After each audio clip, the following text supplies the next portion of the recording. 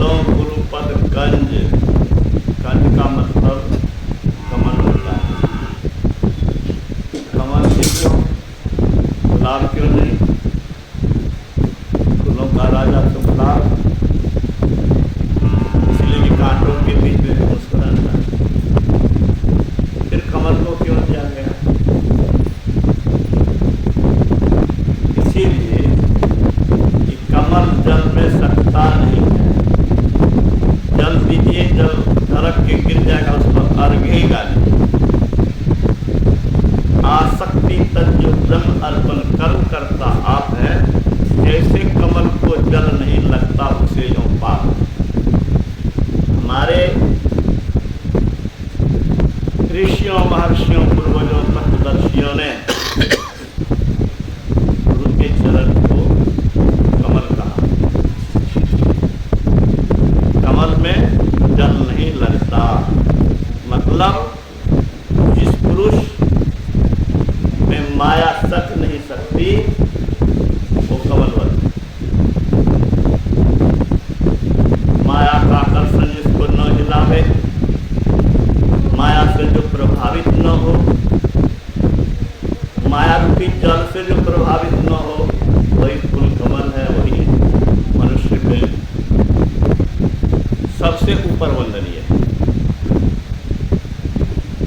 इसीलिए स्वामी तुलसीदास ने लिखा, बंदो गुरुपद कंज कृपा सिंधु। गुरु महाराज ने कहा, अरे सिंधु में जल ही जल है, कृपा सिंधु है तो वहां कृपा ही कृपा है, कृपा ही कृपा है, कोप हो ही नहीं सकता। अगर कोप है भी तो बनावटी कोप है, आपके हमारे सुधार के, उद्धार के। पानी में लाठी मारिए तो भाग भले दिख पड़े, लेकिन वो रहता नहीं है दो भाग। संत विकार को बुलाते हैं किसी के सुधार के लिए।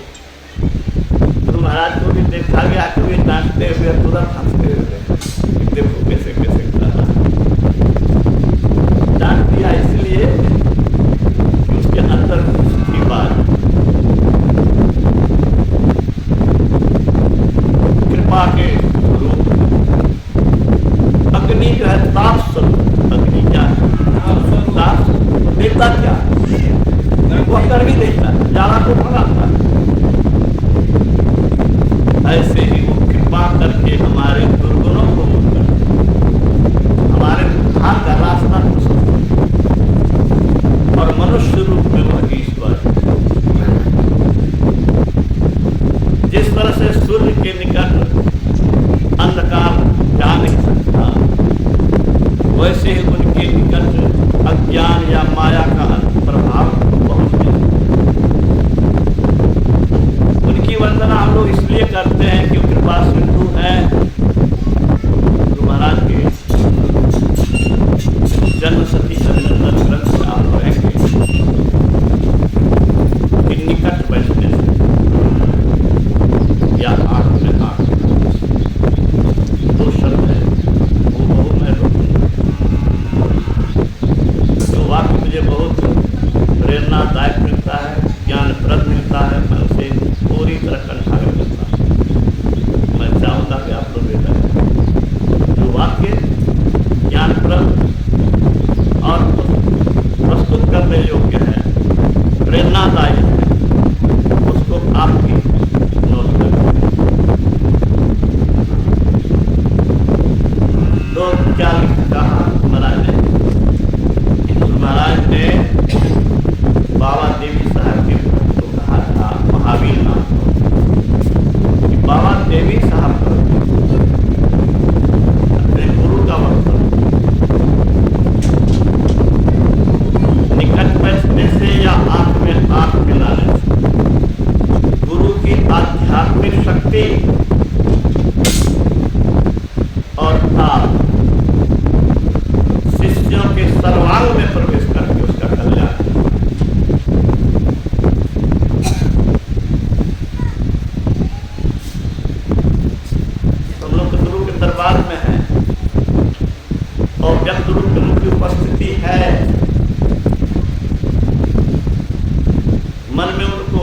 हृदय के सिंहासन पर उनको बैठाते हुए संसारिक किसी भी बात को न आने देकर उनके एक एक शब्द पर गौर करके उसको गांठ बांध करके जीवन में आचरण में उतारने की आवश्यकता है।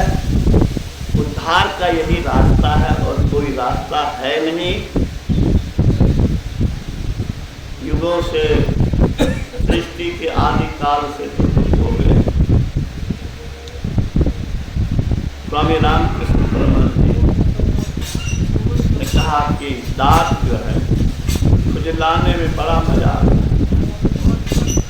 पहले खुजली होती थी ना, खुजली बहुत खुजलाता होता था। यदि कस के नोच दिए खुजला दिए, पीछे लहरता भी उतना ही। संसार का सुख ऐसा ही है, जितना रस नहीं मिलता है उससे पुनर्फल में व्याकुलता और छटपटाहट होती है। इसीलिए इस तथ्य को, इस सत्य को, इस प्रकृति के रहस्य को ठीक से समझ करके संसार के चीजों में हिलना नहीं। मैं बार बार कहता हूँ कि गुरु महाराज ने कहा पहले विचार करो, पहले विचार करो। असाधारण करते करते बाद में सब चीज जागृत होगी तो अपने आप रुक जाएगा, तो फिर कोई प्रयास की जरूरत नहीं पड़ेगी। अंदर का रस मिलने की देर है, अंदर के रस मिलने की देर है, फिर क्यों इधर भटके।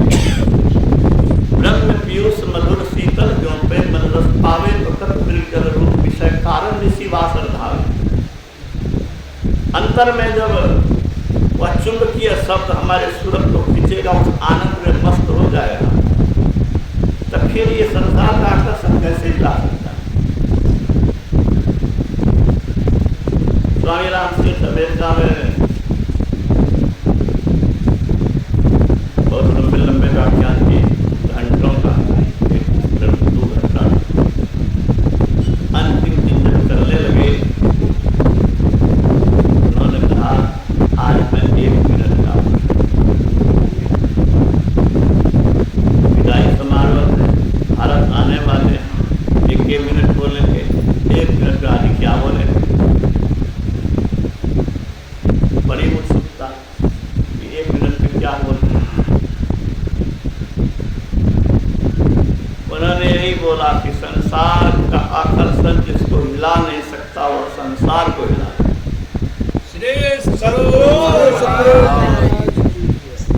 संसार के प्रलोभन समझिए आपको बर्बाद कर देगा।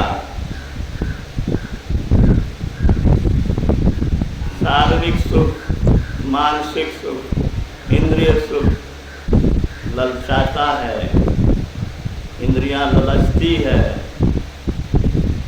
शिकारी आएगा, जाल फंसाएगा, दाना डालेगा, लोग से फंसना नहीं, अब फंसना तो फिर पिंजरे में बंद रहा।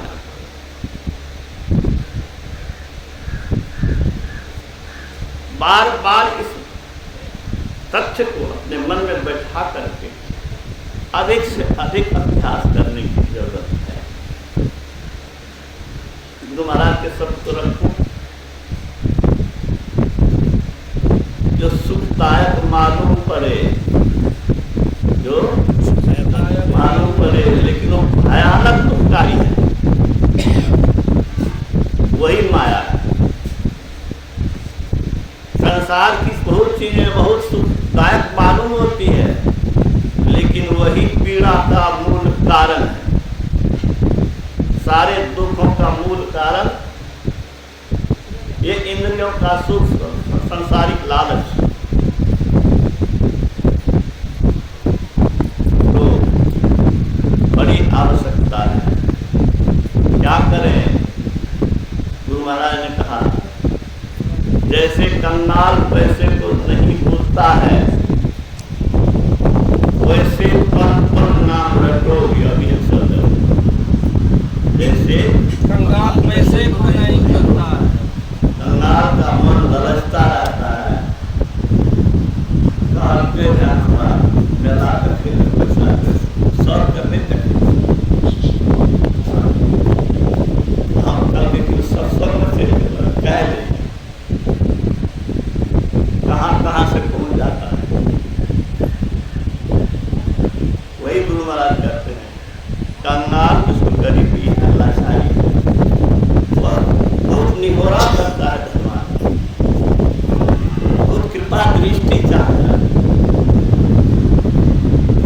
अंदर से वह व्याकुल रहता है कि हमको पैसा दे। जो भूखा है, नंगा है, प्यासा है, बीमार है, पैसे से उसका उपचार होगा, क्यों नहीं उसके लिए रुके रहो। गुरु महाराज कहते हैं कि वो तो समझता है यही कि पैसा से हमारा दुख दूर होगा। हम लोग को क्या समझना है? हम लोग को समझना है कि ब्रह्म ज्योति और ब्रह्मनाद को के सहारे ही हम परमात्मा को पा सकते हैं, और उसी को पाने से हमारा सारा दुख खत्म होगा, और दरिद्रता, अभाव, परेशानी, पराधीनता, गुलामी, कष्ट सब निर्मूल होगा, नित्यानंद ब्रह्मानंद पाएंगे। वो तो समझता है कि पैसा लेंगे तो रसगुल्ला खाएंगे, शारीरिक आवश्यकता की पूर्ति करेंगे, उसके लिए ललचता है, उसको उतनी ही बुद्धि है। हमको आपको अगर गुरु के पास इतनी बुद्धि मिल गई है कि आत्मा में अस्तित्व होने से ही, शरीर इंद्रियों से छूटने में ही, शरीर और संसार के सुखों से विरक्त होने में ही, और आत्मरत होकर के सुषुम्ना में प्रवेश करने से ही, प्रभु के प्रत्यक्षीकरण से ही हमारे दुखों का नाश होगा।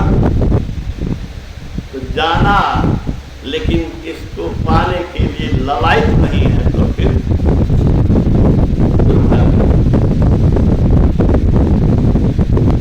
बुद्धि में महीनी नहीं है, बुद्धि महीन नहीं है। गुरु महाराज में ही बुद्धि लेके आए थे ना, इसीलिए उनका नाम चाचा ने रखा था मेहीला।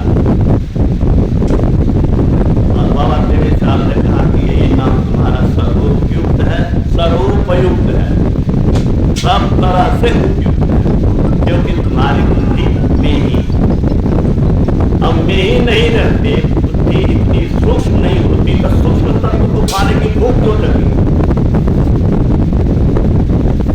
मोटी बुद्धि वाले मोटी कमाई चाहते हैं, मोटे काम में प्रसन्न रहता है, मोटे सुख में प्रसन्न रहता है। महीन बुद्धि वाले महीन तत्व को पकड़ते हैं, महीनी से सब बात को विचारते हैं कि इसका परिणाम क्या होने वाला है।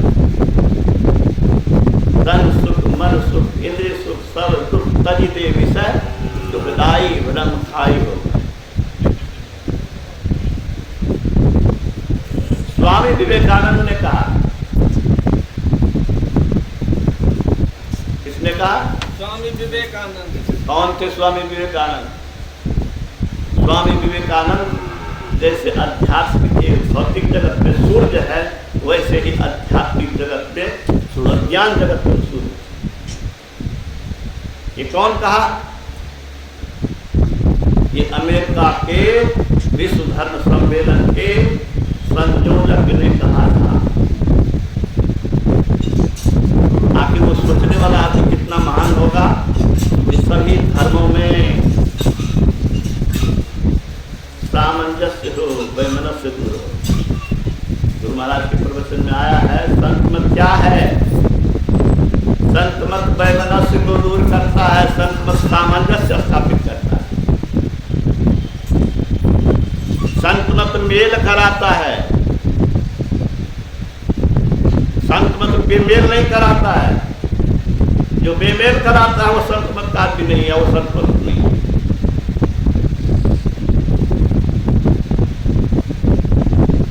कबीर पंथी कहते हैं मैं बड़ा, दुर्गा के भक्त कहते हैं दुर्गा से बढ़ के कौन है, शिव जी का भक्त कहते हैं शिव जी से बढ़ के कौन है, विष्णु भगवान का भक्त कहता है उससे बड़ा कौन है। इस्लाम वाले कहते हैं खुदा से बढ़ के कोई है, ये नहीं। ला इलाहा इल्लल्लाह, लामन नहीं, कोई अल्लाह के सिवा वंदनीय नहीं है। समझिए संत का बोलते हैं, हम लोग गुरु का ईश्वर को रूप मानते हैं ना।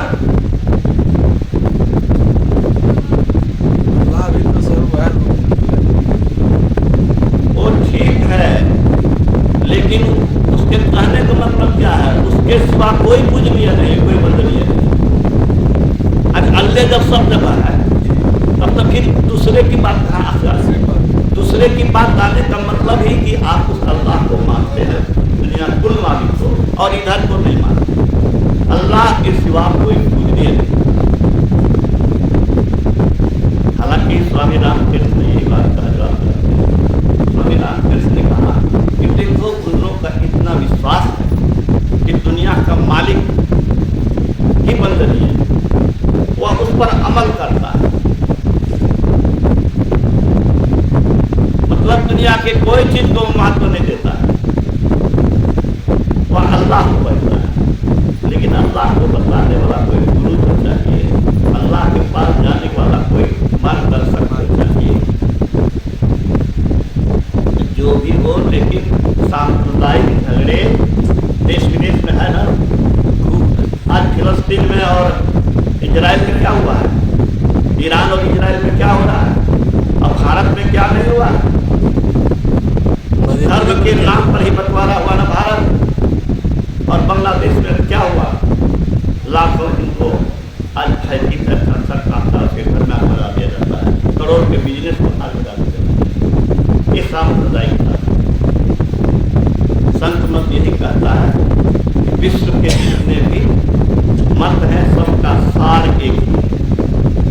सार को सबके मूल में ईश्वर है, सबके मूल में सत्य है। जहां सत्य नहीं वहां धर्म नहीं। मोटी और बाहरी बातों को हटा कर विचारा जाए, परछाई भाव को हटा कर विचारा जाए, तो यही सिद्ध होगा कि सबका एक ही मन है। वही गुरु महाराज ने कहा कि सामंजस्य स्थापित करता है, वैमनस्य को दूर करता है। संत मत के मर्मज्ञ विद्वान सबका मानना है, नहीं मानते हैं। कहते हैं सांप्रदायिकता के उन्मूलन के लिए अवतरण हुआ था महर्षि। ठीक है, सांप्रदायिकता के उन्मूलन। सांप्रदायिकता है क्या? संप्रदाय और धर्म में अंतर है, रिलीजन और धर्म में अंतर है। एक ही किताब को मानना, एक ही पैगंबर को मानना, एक ही पूजा पद्धति को मानना, ये सांप्रदायिक पद्धति। हाँ, एक ही पुस्तक को मानना, दूसरे को मैं नहीं मानूंगा। एक ही पूजा पद्धति को मानूंगा, एक ही पैगंबर को मानूंगा, ये सांप्रदायिक। हम राम को ही मानेंगे, कृष्ण को नहीं मानेंगे, और शिव को नहीं मानेंगे। हिंदू धर्म में सांप्रदायिकता नहीं है, ऐसी बात नहीं है। हिंदू धर्म के अंदर भी सांप्रदायिकता है। इन सांप्रदायिकता के समाप्त करने के लिए ही गुरु महाराज ने या हमारे बाबा देवी साहब ने, संत तुलसी साहब ने संत शब्द दिया। जे पहुंचे ते कही गए, सबकी एक बात, सबे सयाने एक मत, सबकी एक वेद पुराण संत मत। यहाँ न पक्षपात कसूर राखों को स्वामी तुलसीदास जी ने लिखा, किसी का पक्ष में लेने वाला नहीं। वेद पुराण संत मत, मतलब वेद को, पुराण को और संतों के मत को मैं रखने जा रहा हूँ। जो संत है वास्तव में, उसके लिए लिखा है दादू दयाल पंथ के हमारे बड़े महात्मा ने पद की रचना की है। उस पद में है जो ब्रह्मवेद, ब्रह्म का ज्ञान जिसे हो, वेद माना जानना, जानना से ही विद्या हुई, वेद से विद्या, वेद से अभी क्या हुआ? भौतिक विद्या बहुत पढ़े हैं, लेकिन आचरण में शुद्धता नहीं है, तो विद्वान कहलाने योग्य नहीं है। काम क्रोध मद लोभ की जब लखट में खान, क्या पंडित जाए मूर्खा दोनों एक सा विद्या या विमुक्त। मैं चिंतन में लिखा हुआ विद्या क्या, जो विद्या क्या, जो जीवन संग्राम में, जीवन के संग्राम में, महाभारत के संग्राम में अर्जुन विजयी हुआ के सहारे हम ऐसी विद्या हासिल करें जिस विद्या के सहारे जीवन संग्राम में विजयी होकर निकले। पराजित होकर निकलने का क्या मतलब हुआ? पराजित होने का मतलब कुटाई, कमजोर होने का मतलब कुटाई। क्यों कुटा जा रहा है? कमजोर कुचला ही जाता है, भिखारी भगाया ही जाता है, और सामर्थ्यवान सम्मानित ही होता है। ये बराबर था। सामर्थ्यवान वो है ही नहीं, हरगिज नहीं है, जो भौतिकता की दृष्टि से समृद्ध है। ठीक है ना? भौतिकता में कितने भी आगे बढ़ो, चिथड़ा होने में देर नहीं लगे। बड़ी चिथड़ा भी हो जाए तो हो जाए, कोई हर्जा नहीं है, लेकिन आत्मा अगर बलिष्ठ है तो अमर रूप हो जाए। सरमत के बचा को उतार दिया, ईसा मसीह को सूली पर चढ़ा, उससे क्या? उसको भय था क्या? कोई भय नहीं था। सूली पर चढ़ाने जा रहा है और कहता है, ओ गॉड फॉरगिव हिम, हे ईश्वर इसे क्षमा करो। ये नहीं जानता कि क्या कर रहे हैं। इस शरीर से तो लोगों का ज्ञान मिलता, प्रेरणा मिलती, इसको ये सूली पर देना, ये समझता नहीं, इसको क्षमा करो। आत्म तत्व में जो स्थित रहता है उसको डर कौन चीज का होगा? मरने का, डरने का। शरीर इंद्रियों के संग रहेगा तो वह डरेगा, मरेगा, डरेगा। शरीर इंद्रियों से जिसने अपने को छुड़ा दिया है उसको डरने, मरने का कोई चिंता नहीं, कोई भय। गुरु महाराज ने कहा प्रवचन, बंदा बैरागी को फर्रुखसियार के सामने लाया गया। कहा कि ये बहुत ही सिखों में बड़ा पुरुष है, अगर यह इस्लाम स्वीकार कर लेगा तो सब इस्लाम स्वीकार करेगा, इसके सब लोग स्वीकार करेंगे। उसको मंगवाया, भाई इस्लाम स्वीकार करो। हरगिज ने कहा ये आंख दिखाने का साहस करता है, इतने बुलंदी से बोल रहा है मेरे सामने में, कोई बोलने का साहस नहीं करता है, इस तरह से बोलता है। गरम आग की व्यवस्था करो। सलाखा उसमें लोहे का डाला गया, उसके शरीर के मांस को नोचता था। गुरु महाराज की प्रवचन को पढ़िए, क्या कहा है? वो मुस्कुराता, अचंभित हो गया। अरे इस स्थिति में तो कोई कराहता, छटपटाता है, ये मुस्कुरा रहा है। तुम मुस्कुरा रहे हो, तुम्हें दर्द नहीं हो रहा है क्या? मैंने गीता को आत्मसात किया है। नैनं छिन्दन्ति शस्त्राणि नैनं दहति पापं न चैनं क्लेशचिन्तापूर्न शोष्यति मातरम्। आत्मा न कटता शस्त्र से, आग से जलता नहीं, सूखे न आत्मा वायु से, जल से कभी पिघलता नहीं। इस देह में आत्मा अचिंत्य, कोई चिंता के लायक नहीं है। वो आत्मा अचिंत्य है, चिंता के योग्य नहीं है, अचिंत्य। इस देह में आत्मा अचिंत्य, सदैव अविनाशी अमर, पर देह उसकी नष्ट होती। अस्तु अर्जुन युद्ध का धर्मार्थ युद्ध करो, धर्म पथ पर चलते हुए शरीर का त्याग कर दो, आत्मा तो अमर है। ये मैंने आत्मसात किया। आत्मसात करने का मतलब अपने अंदर में आत्मा को इतना मजबूत बना लिया है कि शरीर जले कटे उससे कोई परवाह नहीं। हम लोग भूकंप से डरते हैं, एक्सीडेंट से डरते हैं, बीमारी से डरते हैं। क्यों डरते हैं? इसीलिए कि शरीर इंद्रियों के संग है। इससे छूटना बहुत जरूरी है, और छूटने के लिए सत्संग जरूरी है। छूटने के लिए मन को एकाग्र करना जरूरी है, मन को जितना जरूरी है। मन को ललचाती है इंद्रिय, लालच से बच करके मन को जीतने की आवश्यकता है। मन को जीतने ही नहीं, मन को मार देने की जरूरत है। मन मरी दे जाए, जब तक ये मरे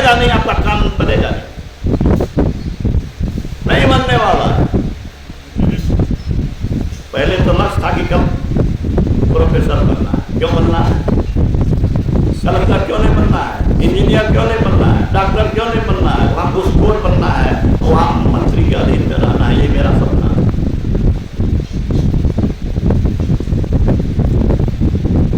ऐसी जगह नौकरी नहीं करूंगा जहाँ तो घुसखोरी।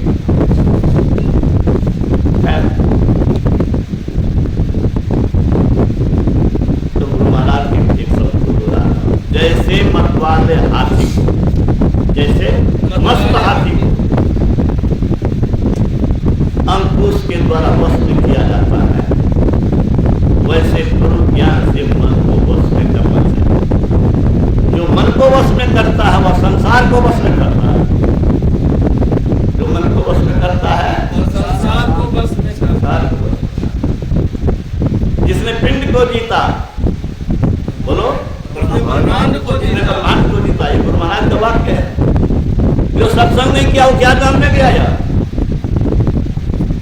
इस शरीर पर जिसने विजय पा लिया वो संसार पर विजय पाएगा। प्रकृति उसके पीछे पीछे चलेगी, प्रकृति उसकी व्यवस्था करेगी, प्रकृति उसकी सेविका बनेगी।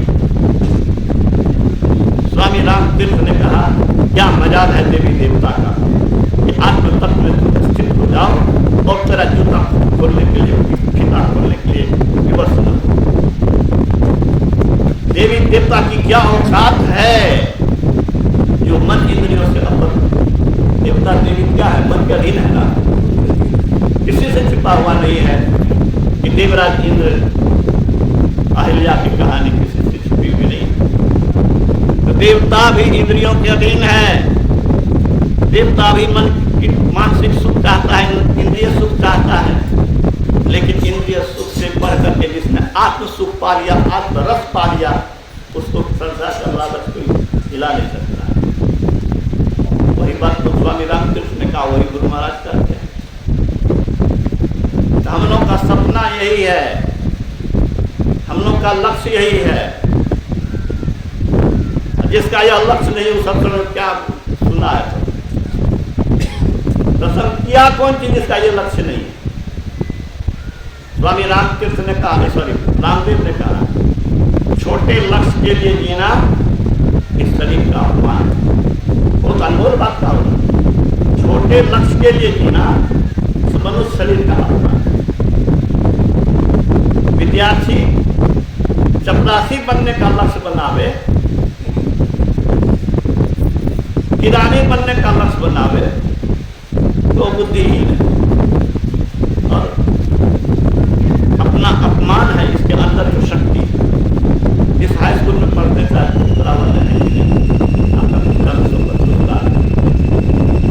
किरानी का पोस्ट खाली हुआ था, हमको कहा कि किरानी का पोस्ट खाली हो रहा है,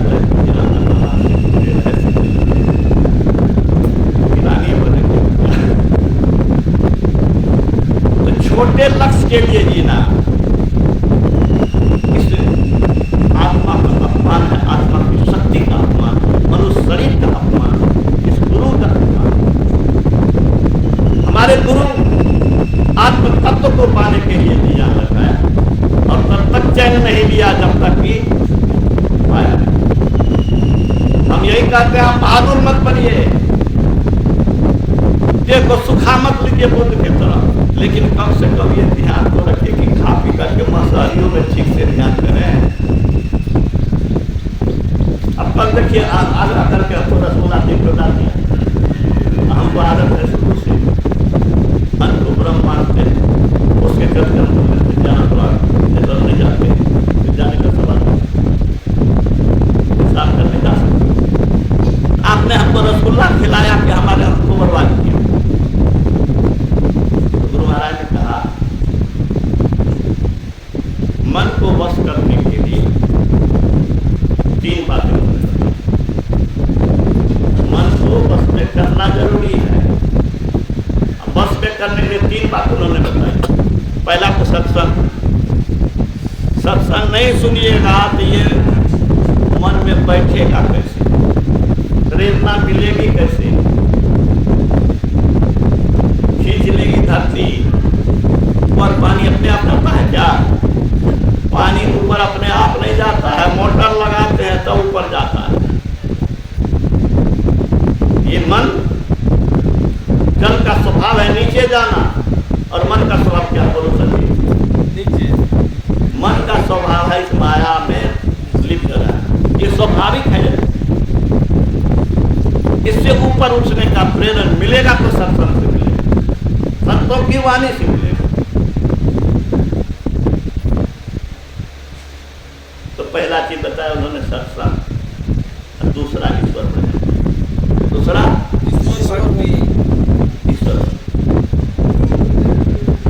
ईश्वर भक्ति का सार क्या है? गुरु महाराज ने कहा कि ध्यान नहीं तो ईश्वर भक्ति क्या, ध्यान नहीं तो ईश्वर भक्ति क्या।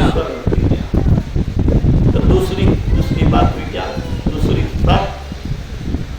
सत्संग के बाद ईश्वर। तीसरा शुद्धाचरण, तीसरा शुद्धाचरण। शुद्धाचरण कब होगा? जब भीतर शुद्ध होगा। जिसका भीतर शुद्ध होगा उसका बाहर आचरण शुद्ध हो ही जाएगा। मन में अगर गंदगी है तो गंदा कर्म करेगा वो, शुद्ध आचरण नहीं हो सकता, दुराचारी होगा वो, दुराचरण होगा। भीतर शुद्ध कैसे होगा? तो हमें जाने की कोशिश की भीतर शुद्ध कैसे होगा। गुरु महाराज ने तो बता दिया, अति पावन गुरु मंत्र मन ही मन। गुरु महाराज ने कहा संसार में ऐसा कोई जल नहीं जो भीतर को शुद्ध करे। सत्य के तट पर रहो, अंतःकरण शुद्ध हो। एक तो मंत्र जपने के लिए कहा, दूसरा सत्य पर अटल रहने के लिए।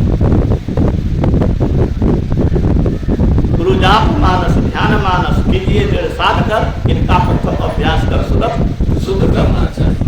शुद्ध करने का ही सर सवाल तो अभ्याग लिया, अभ्याग दे तो हम लोग अब पहले हम कहिए तो इशारा क्या हुए तो हमारा बोले में एहन मन लगे छे, चर्चा करे में एहन मन लगे छे जे हमरा मत पूछू।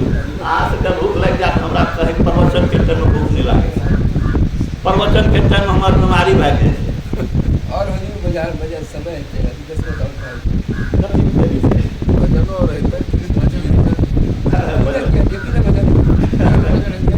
अच्छा कुछ इनको बात साजो अच्छे विचार हो गया। हाँ तो हम लोग को बड़ी गंभीरता से संत के वाणी का अपमान कर कीजिएगा, संत के वाणी के सहारे नहीं रहिएगा, कल्याण नहीं है। दुर्दशा से कोई बचा नहीं सकता, और दुर्दशा को देखने की चीज भी नहीं है। दुर्दशा तो देखने की भी चीज नहीं है। कोई अगर तड़पता है तो व्याकुल हो जाता है। दुर्दशा अपने भोगना पड़े उसके लिए हम आमंत्रित करें अपने कार्य को, अपने विचार को, अपने जीवन को। किसी को आत्मघात करते हैं, जैसे कोई अपने घर में आ अपनी संपदा में आ, वैसे ही अपने सौभाग्य में आग लगाना है। ये ज्ञान नहीं, ये विचार नहीं, तो कुछ नहीं। तो मैं कह रहा था स्वामी विवेकानंद, उसने क्या कहा, उसकी बात करने लगे, दूसरे जगह चले गए। विवेकानंद ने कहा आध्यात्मिकता ही, क्या आध्यात्मिकता ही किसी भी व्यक्ति या किसी भी राष्ट्र की शक्ति का प्रधान स्रोत है। शक्ति का स्रोत धन नहीं है, वो क्षणिक है। शक्ति का स्रोत ये बाहरी भौतिक विद्या नहीं है, आध्यात्मिकता है। जिस दिन से आध्यात्मिकता से मुख मोड़ाओ, क्या आध्यात्मिकता से मुख मोड़ाओ और भौतिकता की ओर झुकाओ, जिस व्यक्ति या जिस राष्ट्र की होगी वह मृत्यु की ओर अग्रसर होगा, उसका सत्यानाश होगा। तो हम जितनी देर भौतिकता के पिपासु बनते हैं उतनी देर दुर्दशा को आमंत्रित करते हैं, दुर्दशा की ओर जा रहे हैं। खूब कीजिए